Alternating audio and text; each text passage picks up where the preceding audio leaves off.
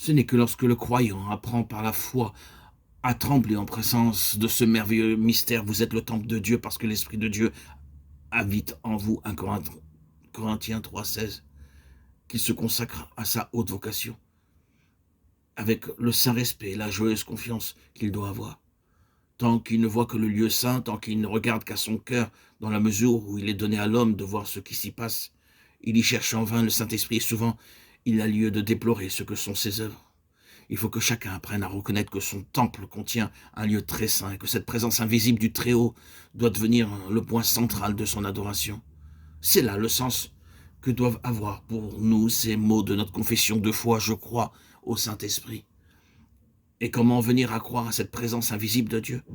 On ne le peut qu'en s'appuyant sur sa parole, en écoutant et recevant ce qu'elle enseigne.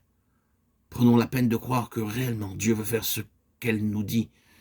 Et répétons-nous, je suis un temple semblable à celui qui fut construit jadis par l'ordre de Dieu.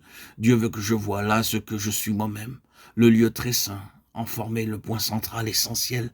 Longtemps il resta voilé au regard et plein de mystères, objet de la foi des prêtres et du peuple, jusqu'au moment où le voile tomba. En moi aussi, le lieu très saint reste invisible et caché. Ma foi seule en reconnaît l'existence. Inclinons-nous avec humilité et respect devant le Dieu saint. Croyons que le Saint-Esprit, qui est un avec le Père et le Fils, fait dès à présent sa demeure en nous. Méditons sur cette vérité, attendons en silence qu'elle s'impose à nous, cherchons à la saisir par la foi. Nous disons, je suis le temple de Dieu. Là, dans le secret, il règne. À mesure que de jour en jour, je m'abandonnerai davantage à lui, que je lui ouvrirai mieux tout mon cœur, sa puissance, son amour et sa vie divine feront toujours plus briller en moi la réalité de sa présence. Plus cette pensée remplira le cœur, plus aussi la foi, cette présence invisible, deviendra ferme. Et bientôt, le lieu saint recevra le reflet vivifiant du lieu très saint. Toute notre âme, alors, avec ses pensées, ses sentiments, avec ses affections et ses aspirations, en viendra à faire sa reddition devant la divine puissance qui règne au-dedans de nous.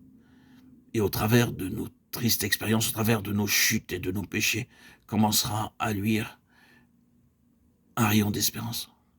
Nous pourrons dire alors, souvent, j'ai combattu sérieusement le péché, mais sans jamais parvenir à en préserver le lieu saint, parce que je ne savais pas que Dieu habitait le lieu très saint. Si désormais je lui rends la gloire due à son nom, l'adorant dans l'intérieur de son temple, il répandra sa lumière et sa vérité dans tout mon être. Il enverra sa vertu sanctifiante dans ma pensée et ma volonté.